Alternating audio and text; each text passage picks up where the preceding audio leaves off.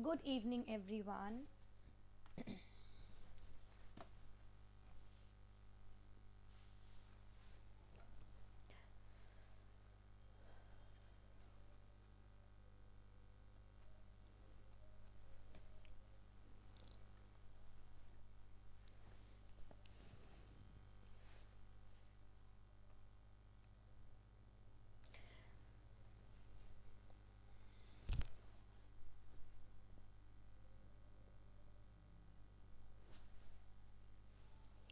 Good evening.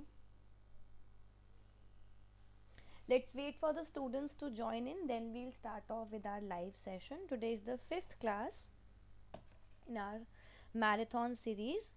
Good evening, Rizwana. Today is the fifth class in our marathon series, right? And today we'll be discussing about the most important topic, like it is a topic from methods in biology, and we'll be discussing about spectroscopy. Okay, very important topic. It is a lengthy topic, so we'll try to break it into two classes. Today we'll be doing the first half part, and tomorrow we'll be doing the other half. Okay, so make sure that you follow all the classes that we are having in our marathon.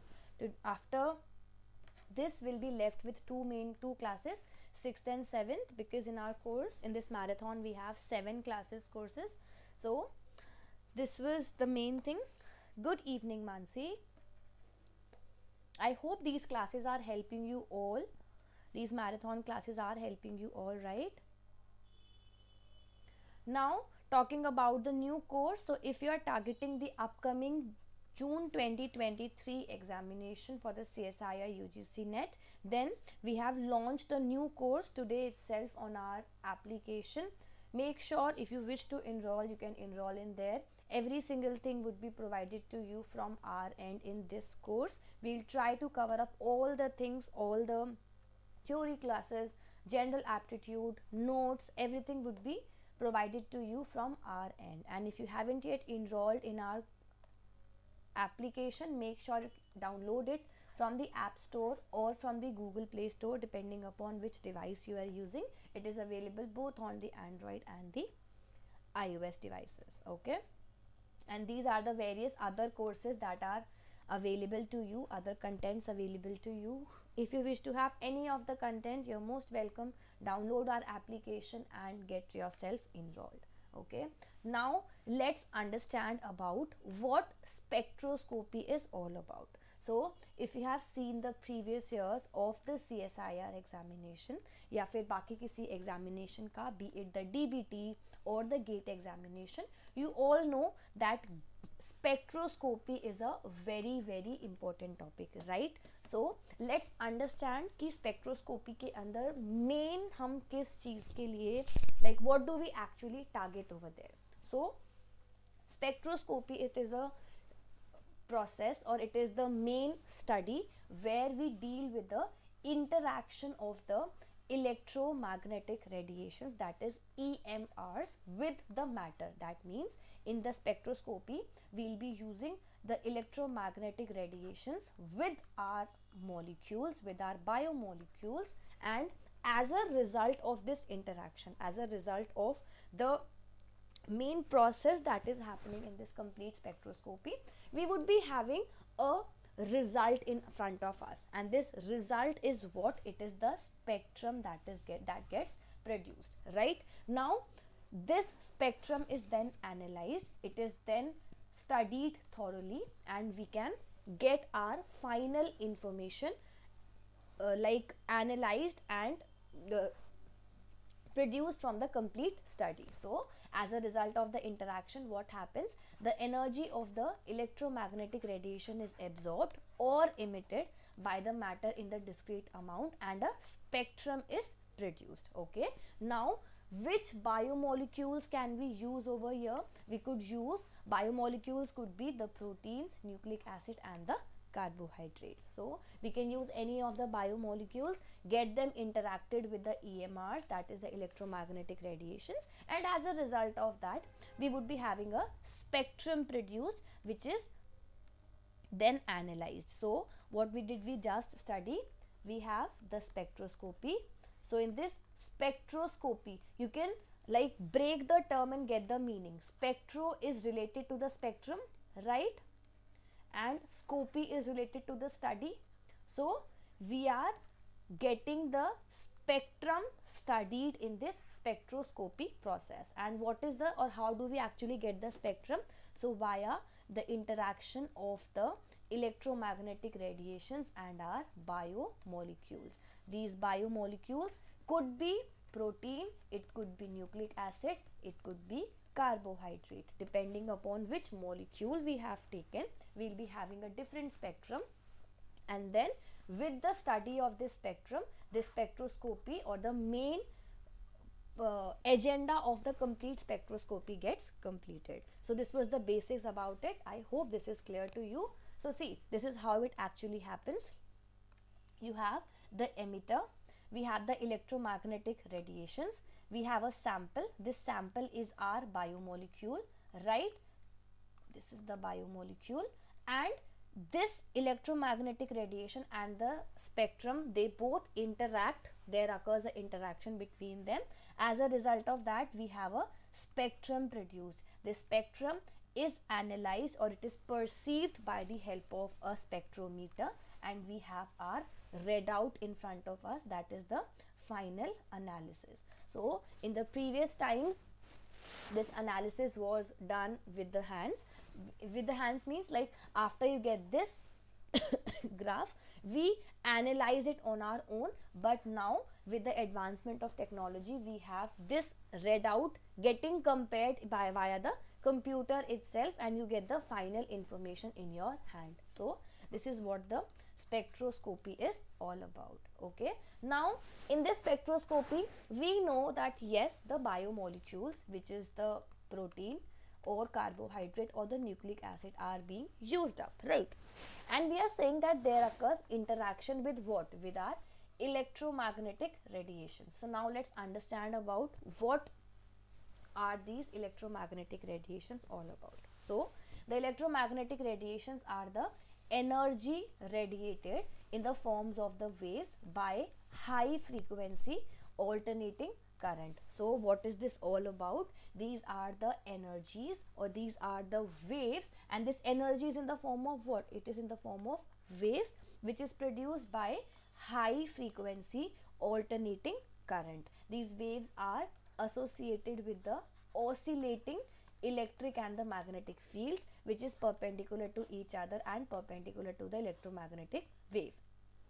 So when you look into this, you can see we have the wavelength, we have magnetic field, electric field, and the propagation direction. So if you observe carefully, you have the magnetic field and the electric field, both of them are perpendicular to each other, and they are moving in a specific direction depending upon how they are originated. So this is what the electromagnetic radiation is all about, and these EMRs show a spectrum having different sorts of the radiations, that is the infrared radiation or the UV radiations, X-rays, gamma rays, etc.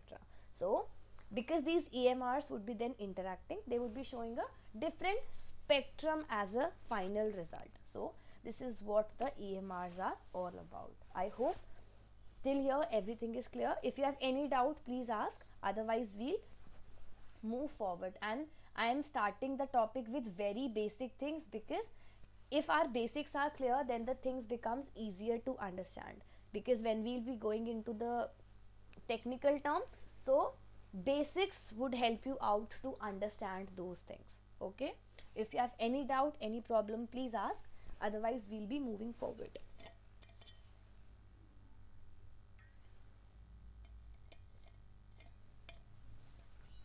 Clear till here? This is a very, very important topic.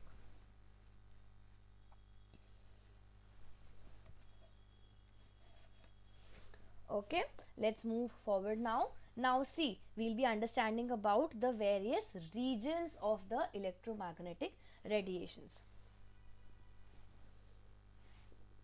Why do we need to do spectroscopy of biomolecules? In order to study them, in order to get the information out of them.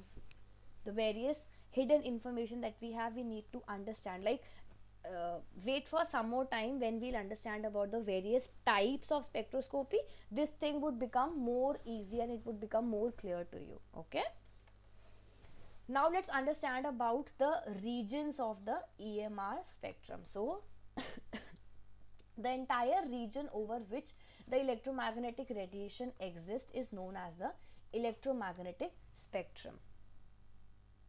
Now the whole range can be divided into various regions depending on its wavelength. Now if you have like heard about these words, like there is a visible spectrum, infrared spectrum and various other ones, so it is all dependent upon the wavelength. So depending upon the different wavelengths, we have different regions in our spectrum, right? So you need not to like remember every single detail over here, but yeah, having a specific knowledge would be easier for you.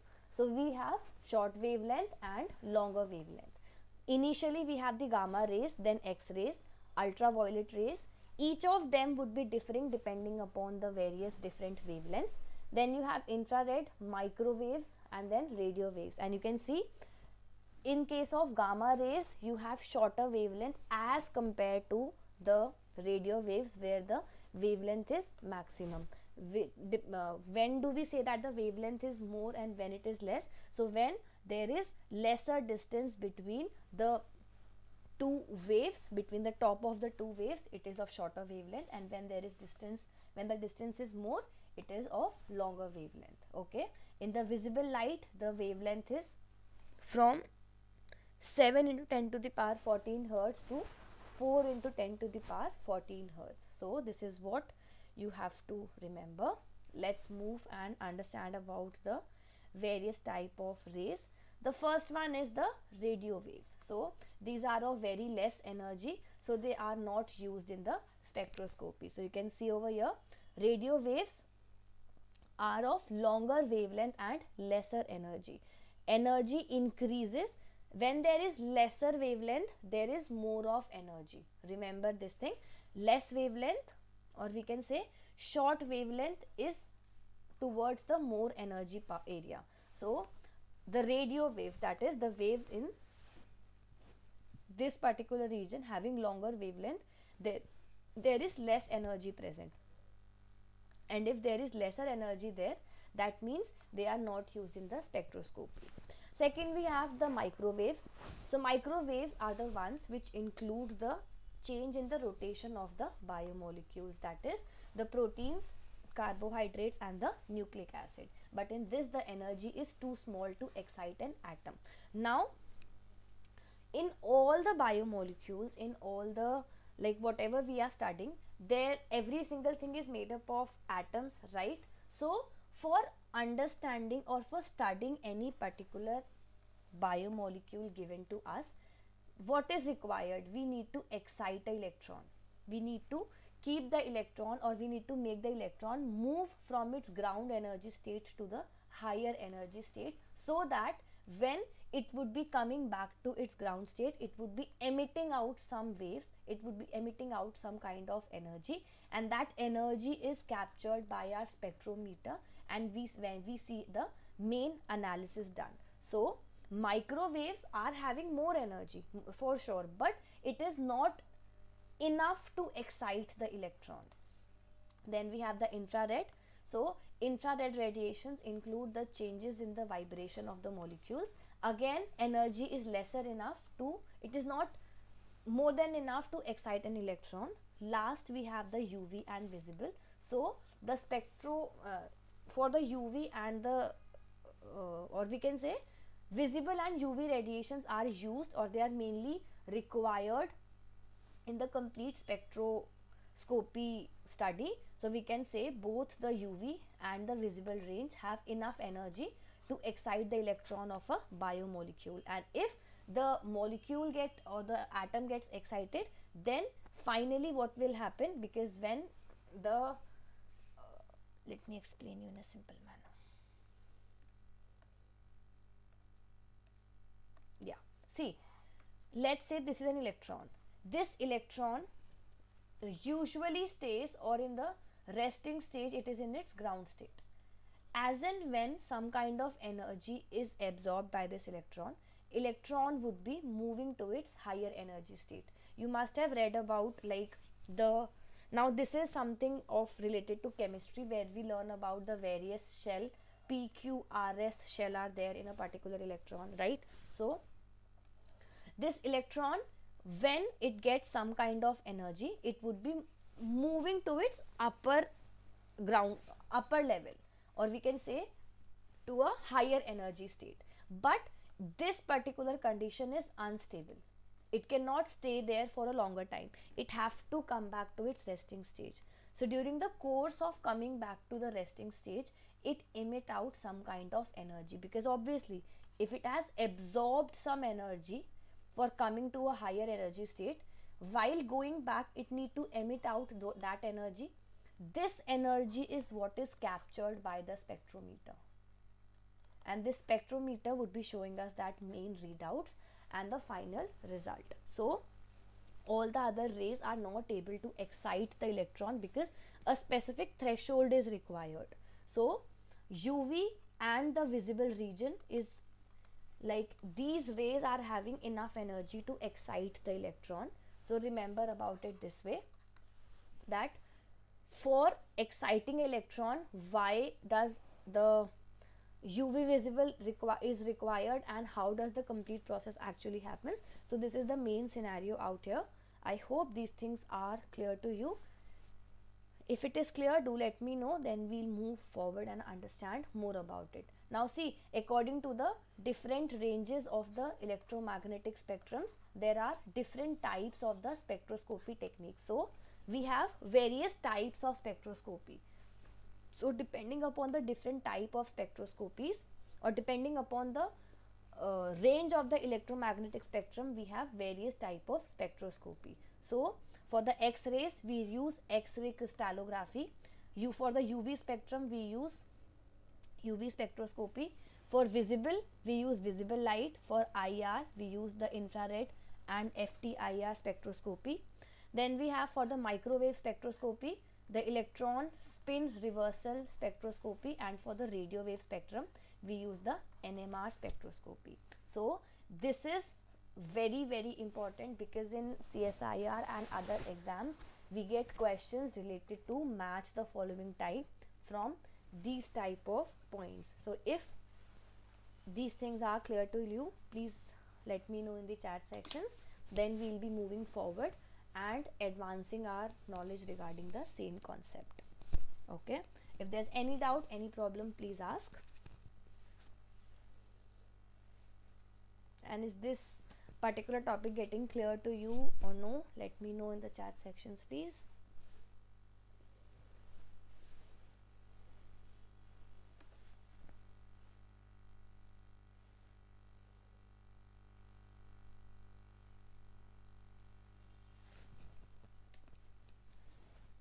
Clear?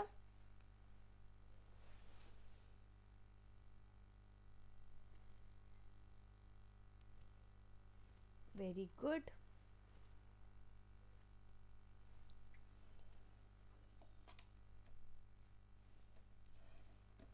Okay, let's move forward now.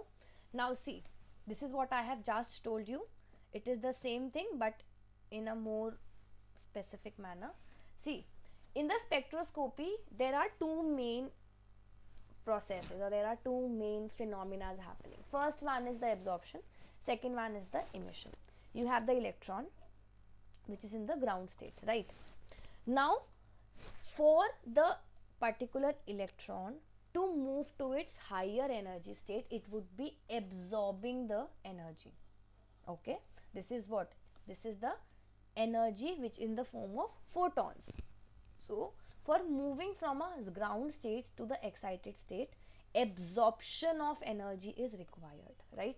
For the emission, or when this electron would be coming down to the ground state, it would be emitting out the energy.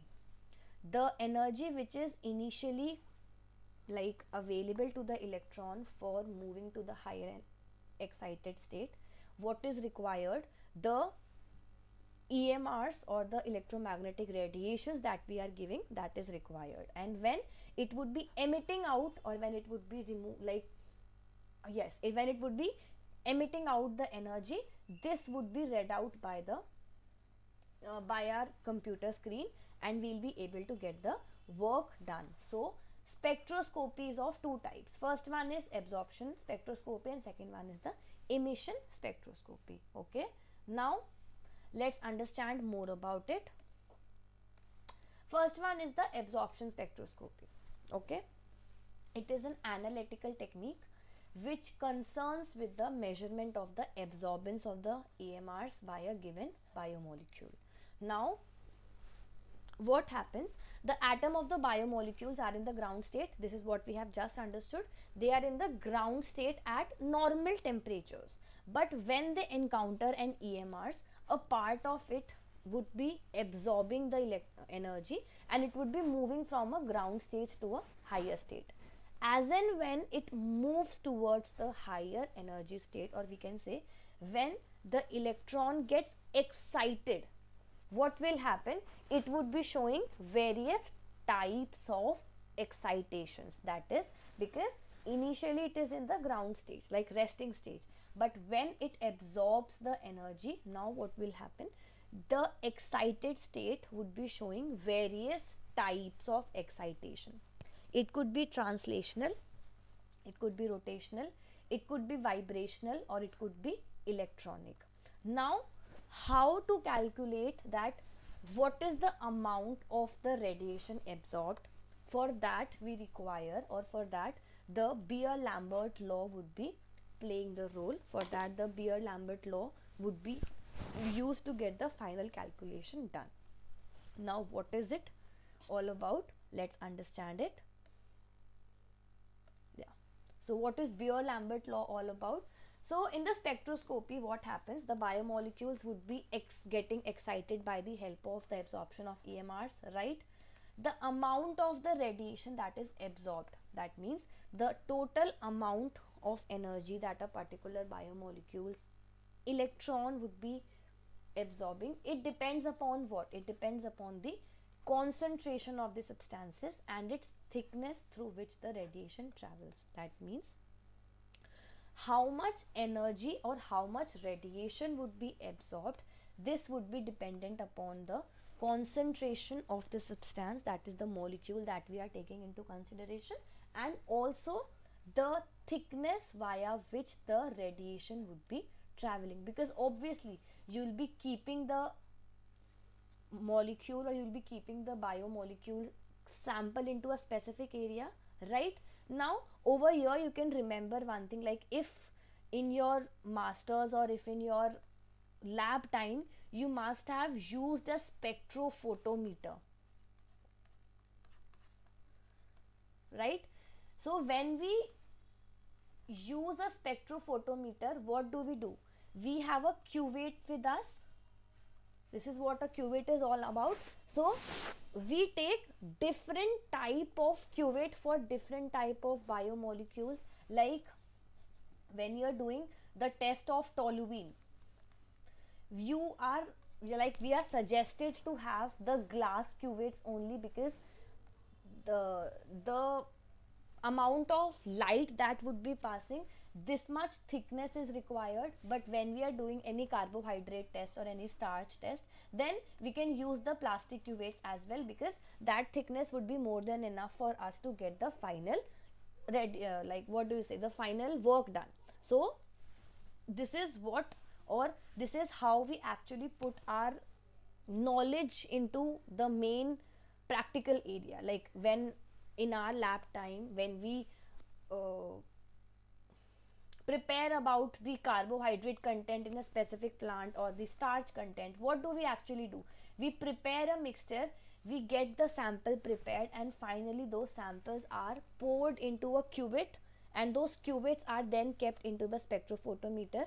We'll be setting out a range of wavelength, and then the final reading is given to us. What is this reading all about? Over there the same thing is happening, electrons getting excited, coming back to the normal state, and the main functioning is getting done. So remember about all these things, and remember to put your like theoretical knowledge into your practical knowledge. It would help you to understand the concept in a better way. Okay, yeah,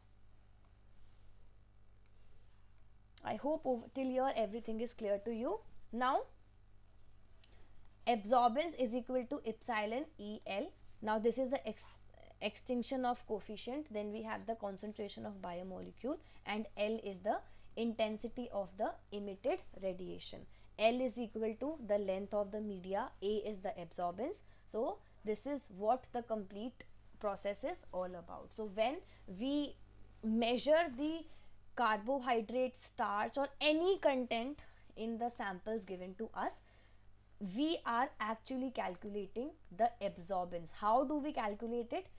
This is a constant value taken into considerations depending upon the various sample. L is the length, that is the measurement via which our like light would be passing, and C is the concentration, that is the main value that you get out of that particular machine. So this is how we actually calculate it. So this is the main formula. Remember about this formula. A is equal to ECL. A is the absorbance, E is the molecular absorption coefficient, C is the molar concentration, and L is the optical path length. Depending upon the different type of cuvettes that we take, we have various values taken for this. This is constant, A is calculated, and C is like taken from the screen of the spectrophotometer that we are using. Okay, so this was about it. In addition to that, if you want to like learn more about it, the measurement is done by measuring the transmittance of the radiation that is passed through the given biomolecule. So finally A is equal to 1 upon T. If you want to calculate the absorbance, it is 1 upon T. A is inversely proportional to the T. T is what? T is our transmission. So this is all used for the main calculation purpose. Then we have the various types of spectroscopy starting. So till here we'll be keeping our today's class. From tomorrow, like in tomorrow's session, we'll be having the class starting from this point. You'll like from till here all your basics and every single thing that you need to understand is clear to you. From tomorrow we'll be doing the UV visible and all the other type of spectroscopy. Till here, if you have any doubt, any problem, please ask. I have tried to make the topic as simple as possible for you all. So if there's any doubt, any problem, please ask.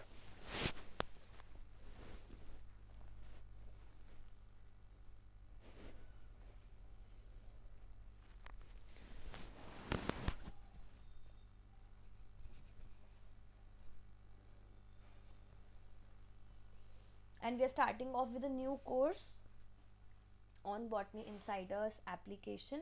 You can download our application and get yourself enrolled in this course. The classes for this course would start on 9th of January. We have opened the enrollment for you all. You can enroll in this particular course and get your seat booked. We'll be taking only limited number of students this time. Okay, if you wish to enroll, you can enroll in there. Yes, tomorrow we will do it. Do not worry. We have questions added already, like the presentation is complete. Tomorrow we'll be doing some questions as well. And also, if you are like regularly studying, make sure that you prepare out the questions from your end as well. These topics are very, very important, and I am taking like the most important topics from the CSIR syllabus in the marathon classes, so that you can get a good help from my end in the main topics. Like these are the topics where students finds the difficulty, so I am trying to get those topics covered in the marathon. And do not worry, we'll try to keep the marathon going on for the other classes for the further days as well, because this marathon is getting completed on 31st. So we'll try to come up with a new marathon very, very soon. If you have any suggestion, you can let us know on our app as well. Okay, so thank you for joining everyone. Let's meet tomorrow. Timing would be same. Please download our application, share about our channel. If you are new to our channel, get us, like, let's have more and more students on our application and on our channel, and let's hit 10,000 subscribers very, very soon. Thank you for watching this video. Thank you for joining in the live session. Let's meet tomorrow. Good luck and take care.